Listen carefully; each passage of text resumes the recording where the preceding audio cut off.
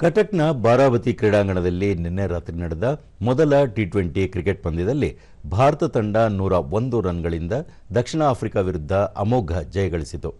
ಈ ಗೆಲುವಿನೊಂದಿಗೆ ಭಾರತ 5 ಪಂದ್ಯಗಳ ಸರಣಿಯಲ್ಲಿ 1-0 ಮುನ್ನಡೆಯೊಂದಿಗೆ ಮೇಲುಗೈ ಸಾಧಿಸಿದೆ. ಮೊದಲು ಬ್ಯಾಟ್ ಮಾಡಿದ ಭಾರತ ನಿಗದಿತ 20 ಓವರ್ಗಳಲ್ಲಿ 6 ವಿಕೆಟ್ ನಷ್ಟಕ್ಕೆ 175 ರನ್ ಗಳಿಸಿತು.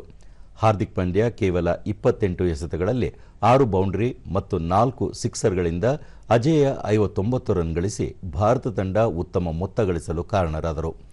ಉತ್ತರವಾಗಿ 176 ರನ್ಗಳ ಗುರಿ ಬೆನ್ನತ್ತಿ ದಕ್ಷಿಣ ಆಫ್ರಿಕಾ ಕೇವಲ 74 ರನ್ಗಳಿಗೆ ಸರ್ವಪತನ ಕಂಡಿತು. ಡೇವಾಡ್ ಬ್ರೇವಿಸ್ 22 ರನ್ ಗಳಿಸಿದ್ದೇ ತಂಡದ ಪರ ವೈಯಕ್ತಿಕ ಗರಿಷ್ಠ ಮೊತ್ತವಾಯಿತು.